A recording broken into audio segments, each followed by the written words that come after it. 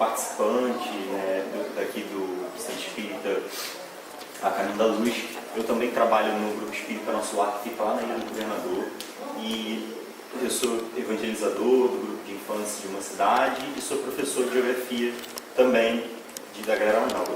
Eu estou me apresentando, estou falando para vocês, porque uma coisa é a gente ler, a gente buscar o conhecimento da doutrina espírita a partir do que o Kardec nos deixou, a partir do que os espíritos trouxeram e tudo mais. Outra coisa é ouvir, como eu falei, o espírito da terceira ordem, que é um espírito imperfeito, fazendo uma leitura do que o Kardec trouxe para a gente através do Evangelho segundo o Espiritismo.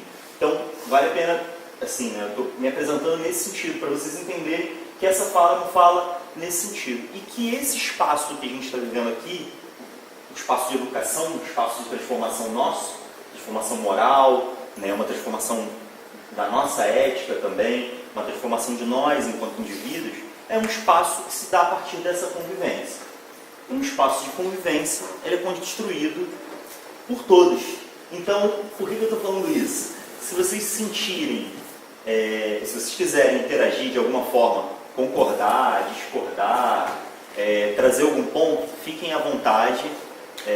Eu não sou dono da verdade, com certeza. Essa talvez é uma das únicas certezas que eu vou ter essa noite aqui, que de fato eu não sou dono da verdade. E então a gente pode construir junto a partir desse diálogo. Sempre que sentir necessidade, pode interromper e fazer perguntas, colocações, discordar também, né, para a gente poder construir isso juntos. E eu vou começar com uma pequena interação, fazendo uma pergunta para vocês.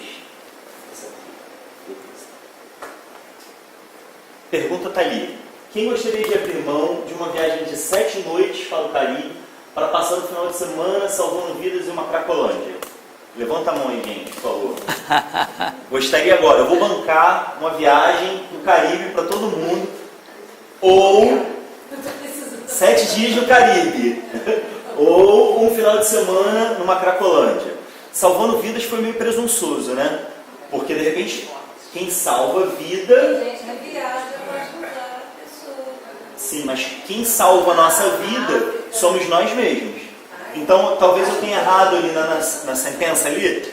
Não seria salvar vidas, mas tentar promover isso. Promover a salvação da própria pessoa, da própria vida da pessoa. Quem trocaria 7 noites no Caribe? Sinceridade, gente. Não sei. Aqui não é um tribunal. Não, a gente. É o que eu falei, é o espaço de convivência. A gente precisa ser sincero. Eu vou ser sincero com vocês. Muito provavelmente eu não trocaria. Trocaria? Legal. Ninguém tem medo. Temos medos. Isso é uma construção. Pode passar por. E se fosse a oportunidade de salvar seu filho? Ou sua filha?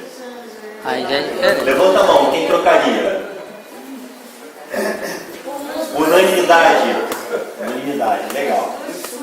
Podem ser nossos filhos também. Sim, claro. Fazer irmãos de Cristo. Gente, ó, eu estou trazendo essa provocação sem querer construir um discurso moralista, no sentido de que a gente está aqui e tem que abrir mão da nossa própria vida em prol do outro, porque é isso que vai salvar a gente. A caridade, como nos explica Kardec na doutrina espírita, ela é benevolência, indulgência e perdão. Fora da caridade, nossa salvação, sim, mas não é só a beneficência. Isso parte de uma transformação nossa, partindo de benevolência, de indulgência, de perdão. Então, isso aqui é só uma pequena provocação para a gente começar a pensar no mundo que a gente está vivendo. Uma segunda provocação. Quem gostaria de abrir mão de um final de semana com os amigos? Churrasco, futebol, piscina, cerveja para quem gosta, refrigerante, brincadeira, para passar um final de semana construindo casa para desabrigado. Não vou levantar, não, senhor, eu tomei uma cervejinha e não posso. Tudo bem. Aí já daria para levantar. Daria para levantar? Construir caseira lá, hein, galera? Fazer um traço de massa lá, concreto, colocar a amarração dos ferros lá, encher caixa de coluna. Trabalhar pesado. Trabalha pesado, sem ganhar. É bem bom lembrar isso, né? sem ganhar nenhum dinheiro. Voluntário. Voluntário. Abriu mão de um final de semana com os amigos. Casa de praia, churrascão, tranquilo. Aqui você vai gastar. semana com os amigos poderia ser outro. Poderia ser outro. Aqui você vai A gastar. viagem no Caribe realmente eu acho que eu Não abriria a mão. Tudo bem, tudo bem. São raras, né, as oportunidades dessa viagem. E se seus sobrinhos estivessem entre os desabrigados? Eu já fui lá. Tá lá, já tá lá, né? Poxa, meu sobrinho, né? Que eu criei, que eu vi nascer naquela condição. Eu ganhei a viagem para Santiago, no Chile, para ver minha sobrinha. Olha, abriu mão de uma viagem para um outro país, né? Para Santiago, no Chile, capital do Chile. Ok. Gente, o que nos leva... Eu queria viver, não, eu queria ganhar. Né? O que nos leva a tomar decisões de troca de situações que nos parecem um lazer muito grande para trabalhar em prol do outro? Uma doença muito grave que as pessoas não precisam da gente. Um câncer. Uma situação de doença grave, uma situação, Uma por exemplo... idosa no abrigo. Ok. Mas antes do fato, tem coisas que nos motivam, porque nós somos diferentes. Não é verdade? Nós somos diferentes. O que motiva um a ir ao encontro do outro, atender a dificuldade do outro, conviver a dificuldade do outro, acolher o outro nas suas imperfeições.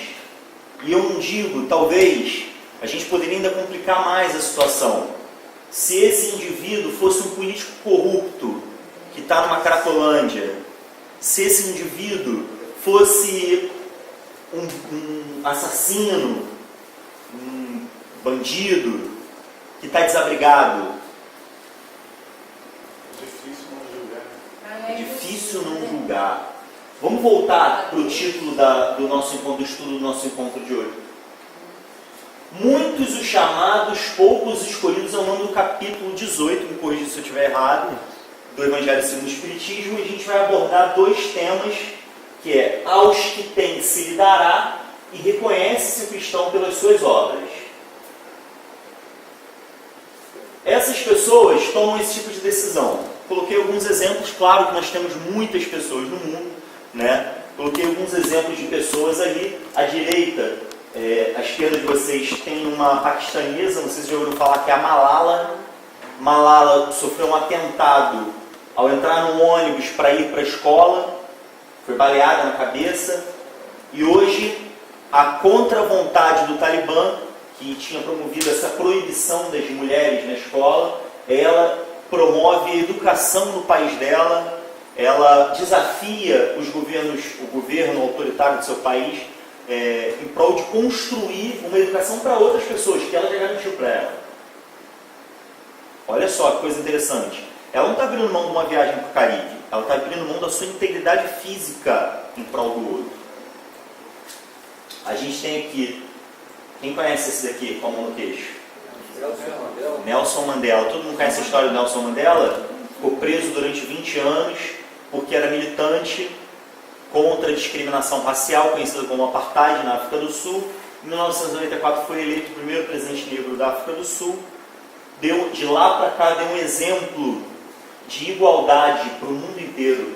A África do Sul é um país que promove exemplos de igualdade, principalmente igualdade racial. Claro que tem os seus problemas, claro que o Nelson Mandela não é perfeito, não é um espírito que encarnou aqui na perfeição, cometeu muitos erros e deslizes ao longo da sua encarnação, não nos cabe julgar. A gente está analisando as tomadas de decisão, de abrir mão de si em prol de um ideal. E esse terceiro exemplo aqui é um exemplo anônimo. Esse rapaz, não sei se está dando para ver na imagem, ele está no fundo de um refeitório e, pelo que conta a história, pelo que eu li, ele se reúne com o outro moço nas horas do almoço no trabalho para ler, porque o outro moço é analfabeto. Todos os dias, na hora do almoço, eles almoçam juntos e ele lê para o senhor lá. Interessante, né? É um ato interessante. Pode passar, por gentileza. E aí a pergunta é, o que nos faz tomar decisões dessa natureza? A gente está dando alguns exemplos, eu não quero restringir a questão da caridade a esses exemplos, mas é uma reflexão. É uma reflexão. Porque quando a gente for falar dessa fala do Cristo, que muito nos dará, o que o Cristo está querendo nos dizer nesse momento são essas oportunidades, esses talentos que a gente recebe para colocar em prática, e se nós estamos colocando em prática ou estamos desperdiçando. Para entender isso, é muito importante que a gente tenha uma percepção, uma questão de ponto de vista, e tem um texto do ponto de vista na doutrina espírita também, que é muito interessante, uma questão de ponto de vista sobre o nosso futuro, sobre quem somos nós, sobre o que estamos fazendo aqui. Aí a gente vai fazer uma análise, porque tudo que, quando a gente pensa no porquê estamos aqui, nos desejos para o nosso futuro, isso nos remete, me corrija se eu estiver errado, a uma ideia de felicidade. A gente poderia responder, eu trabalho, eu me educo, eu cuido dos meus filhos para ser feliz. Qual o seu objetivo de vida maior? Ser feliz. É comum isso? Se a gente fizer uma pergunta de maneira geral, todo mundo aqui quer ser feliz? Então vamos tentar ter um entendimento do nosso ponto, onde a gente se encontra, sobre essa questão da felicidade. Então, sobre a felicidade, a gente tem alguns filósofos. O primeiro a trabalhar com esse conceito foi o Aristipo, tá? Na Grécia Antiga. Ele traz a ideia do hedonismo, que é um prazer imediato. Ok? E aí tem um problema de duração nisso daí. Porque essa ideia traz um foco muito para o presente. Eu reencarnei, brasileiro, homem, heterossexual, dentro do conceito lá da questão racial, branco, fui educado numa família espírita, cristão. Então eu tenho uma série de questões que vão me levar, isso eu estou falando de uma questão de condicionamento, uma questão de condição social, tá? E essa condição social em que eu estou encarnado, através do meu livre-arbítrio,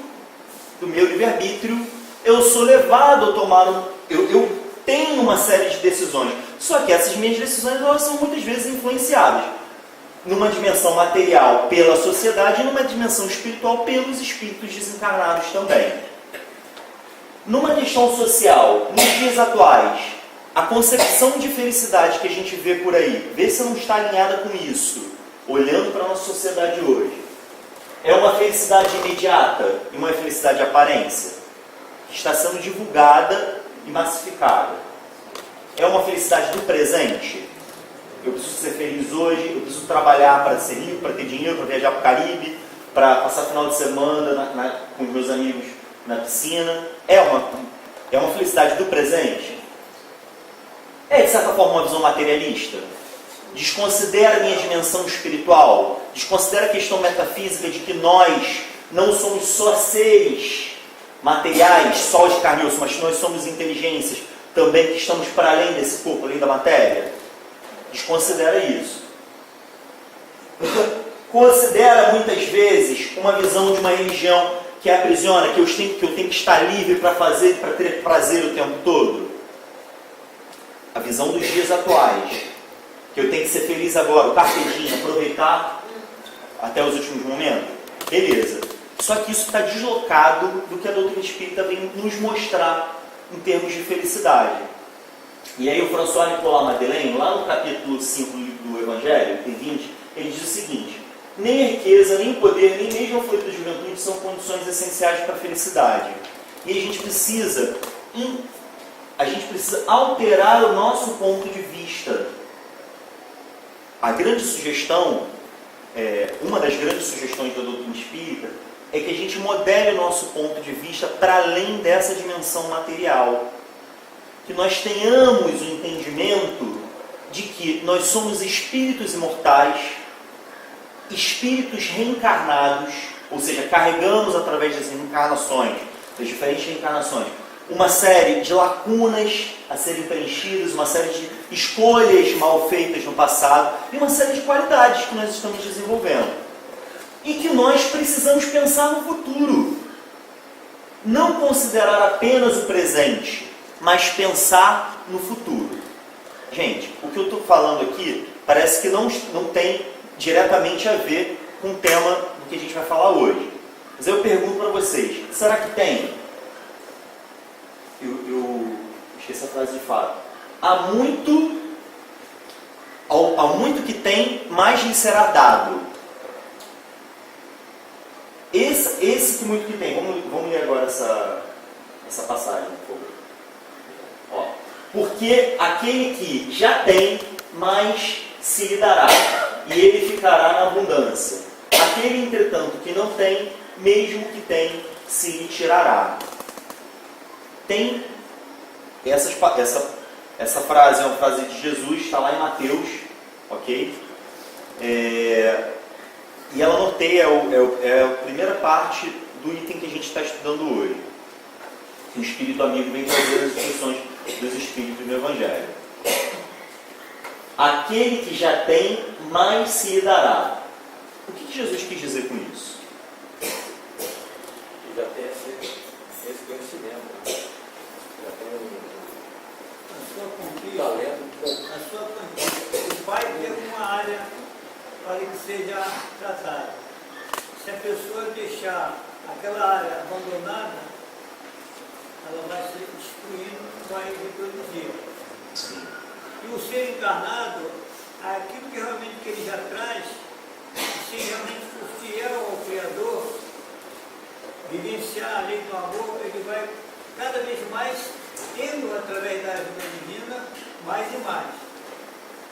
E também mostra ali que o que não tem, se a gente for pegar o pé da letra, vamos ver um contrassenso. Parece um paradoxo.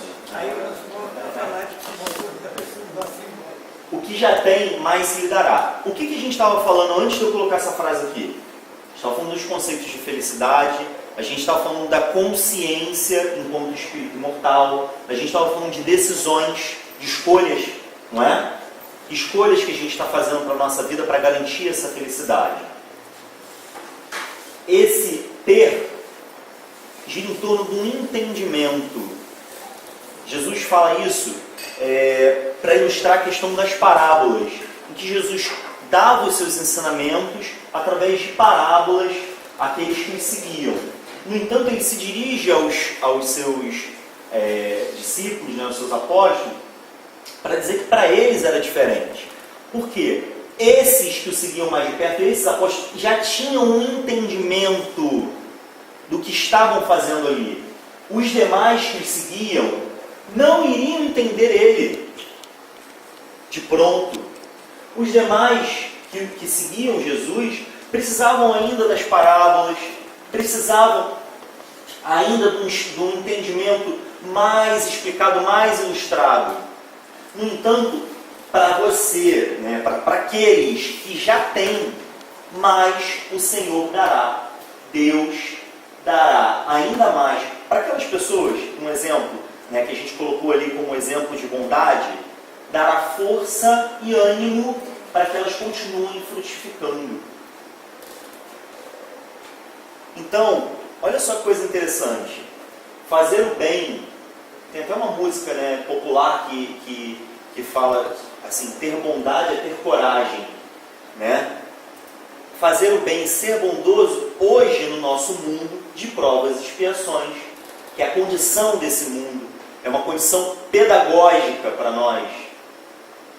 Ainda é muito difícil tomar uma postura de quem tem entendimento. Mas está posto o desafio. Se você tem um entendimento do que é necessário se fazer, de fazer determinadas escolhas, a você será dada mais responsabilidade. Isso a gente volta na primeira passagem, do churrasco, da viagem do Caribe. A gente volta para as nossas escolhas cotidianas. A gente volta para aquilo Sim. que a gente acha que é melhor, Sim. que vai dar frutos pela frente. Né? Gente, é claro, a gente fez a brincadeira da viagem do Caribe. É claro que fora daqui da casa espírita, ou de repente até que mesmo, independente do lugar em que a gente esteja, a gente não deixa de ser quem a gente é. Exato, A gente pode até tentar e tudo mais, mas a gente vai ficar a gente vai ficar ainda muito influenciado pelos nossos vícios. É claro que essa mudança não é uma mudança repentina. E a gente precisa respeitar o nosso processo. O nosso processo que ele é gradual, mas é progressivo sempre. Mas a gente precisa entender que aquele pouco que a gente já tem vai ser acrescentado se nós colocarmos em prática. A segunda parte a gente vai falar um pouquinho depois. Ao que não tem, mesmo se lhe tirará. Faça, por gentileza. Então, um momentinho aqui de leitura para a gente. Vocês gostam de ler? Alguém quer ler? Quer que eu leia? Aquele que recebeu é o que possui o sentido da palavra divina. Recebeu unicamente porque tentou tornar-se digno dela e porque o Senhor, em seu amor misericordioso, anima os esforços que tendem para o bem. Aturados, perseverantes, esses esforços atraem as graças do Senhor, são um imã que chama a si o que é progressivamente melhor. As graças copiosas que vos fazem fortes para galgar a montanha santa, em cujo cume está o repouso após o labor.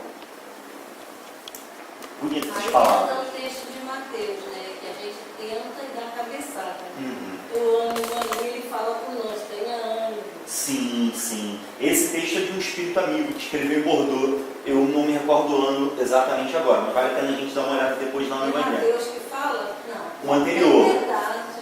Sim, o anterior é de... Fala em salmo.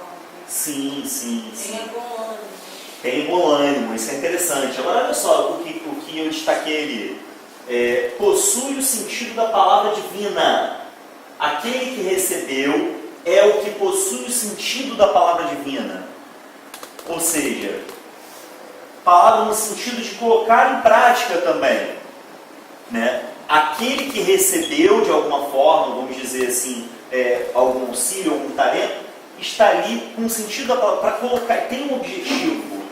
Gente, nós temos 2 braços, nós temos voz, nós temos recursos muitas vezes, nós temos nossa saúde, muitas vezes nem temos tanta saúde assim, mas isso tem uma finalidade, que é uma finalidade individual, claro, é uma finalidade de aprimoramento individual, mas é uma finalidade de aprimoramento coletiva também. É uma finalidade de aprimoramento social nosso, coletivo. A gente vive de maneira coletiva, a gente vive em sociedade. É muito importante que a gente promova o outro também, promova o bem para o outro. E aí, olha só, eu frisei em verde 2 palavras que mais me chamaram a atenção, que eu não sei se para vocês também. Que ele diz o seguinte: recebeu unicamente porque tentou tornar-se digno. Ele diz que é porque ele é digno? Não. Ele diz o quê? Tentou tornar-se digno. Olha que interessante. Que maravilha. Né? Ou seja, valoriza o seu esforço. Gente, se a gente tentar sempre um pouquinho, será que um dia a gente consegue? Aí ele mandou confiar, né? Com certeza. Com certeza. Né? Com certeza a gente consegue. Tentativa de um passo. Se a gente for lembrar, vou fazer um exercício aqui pra gente. Vamos tentar lembrar, pensar na nossa mente aqui, a pessoa no mundo que mais fez diferença educativa na nossa vida, que mais nos educou. Aqui, a mim. Vamos pensar, cada um tem uma. Estudei. Então, cada um tem uma pessoa. Vamos pensar no indivíduo que mais nos influenciou educativamente, para a nossa transformação. A professora. Tudo bem. Essa pessoa foi persistente? Essa luz ela não deu. Era levada? A gente sempre obedeceu de pronto? Não. Não. Nem sempre. Porque às vezes nos falta compreensão. Não é? Nos falta compreensão do processo educativo. Falta compreensão da gente em relação a Jesus, do processo educativo que ele veio nos trazer. Não é verdade? Mas houve por parte dessa pessoa persistência. Tentou tornar-se digno. E aí, o que faz o Senhor? Anima os esforços, dá ânimo aos esforços. O Senhor garante o esforço pelo indivíduo. Vai tirar, você está carregando uma pedra. Deus vai pegar aquela pedra e colocar no lugar? Não. Anima os seus esforços. E não há nada mais fortalecedor do que o ânimo do esforço. A fé, né? Porque se nós estamos animados por um ideal, nada nos para. Claro, nada não. Mas é muito difícil de nos parar. Então, aquele que tem mais lhe será dado no sentido do ânimo. Poxa, mas eu trabalho tantos anos, por exemplo, aqui a Casa Espírita, né? Que está em obra ainda. Poxa, mas a gente está trabalhando tantos anos para construir e tudo mais. Poxa, mas podia ter já um resultado diferente. Olha o trabalho que está sendo feito aqui. Para além da questão material. O ânimo que os trabalhadores dessa casa têm para manter isso aqui de pé, mesmo diante de todas as dificuldades. Não estou falando isso no sentido de envaidecer aqueles que trabalham aqui e nós que frequentamos e tudo mais, mas no sentido de mostrar que o verdadeiro fermento é o fermento do ânimo. E é isso que o Senhor nos dará. E olha que maravilha! Olha que maravilha! A gente está inspirado. Essa inspiração nos livra da depressão. Essa inspiração nos livra da ansiedade de querer ser feliz logo. Porque eu estou animado já hoje. Eu já experimento um prazer em ver parte da obra construída. E aí, para aqueles que já têm mais idade, já têm muito mais experiência, eu vou fazer uma pergunta. O prazer está na conclusão... Desculpa, vou fazer uma outra pergunta. O prazer está na conclusão da obra, ok? Da educação de um filho, da conclusão de um estudo, da consolidação de uma família, de ajudar um semelhante. Quando aquilo se concretiza, ok, é muito bom. Mas o durante é prazeroso? Também é prazeroso. Quando a gente está animado de fazer o bem, às vezes não dá até uma saudade. A minha família e minha mãe falam isso. Poxa, eu sinto tanta saudade do barraco quando a gente morava, porque tinha que trabalhar, tinha que correr atrás e todo mundo estava junto, parecia aquele bolo de família junto. Todo mundo animado por construir juntos uma vida melhor para os seus semelhantes e para os vizinhos. A minha mãe, não eu já nasci numa situação um pouco melhor, mas a minha família anteriormente passou muitas dificuldades, como as famílias de muitos daqui, né? No passado a gente sabe que a situação era um pouco mais complicada, e quando a gente questiona os nossos avós, quando a gente questiona as nossas famílias, fala que muitas vezes estavam animados com a felicidade. Muitas vezes, quando estávamos animados em fazer o bem. E, gente, é claro que nem todos vão livrar um país de uma questão de racismo, nem todos vão livrar um país do regime de opressão, nem todos vão ser capazes de fazer obras de escala nacional, mas aquele núcleo que a gente vive já é uma grande diferença. Já se faz uma grande diferença ali. E olha o que ele diz: anima os esforços que tendem para o bem. São um imã que chama a si o que é progressivamente melhor. E aí, já viu aquela pessoa que está sempre fazendo bem? Como ela é sempre uma referência? A gente está sempre procurando aquela pessoa, porque ela se torna uma referência, ela se torna um imã. Não é verdade?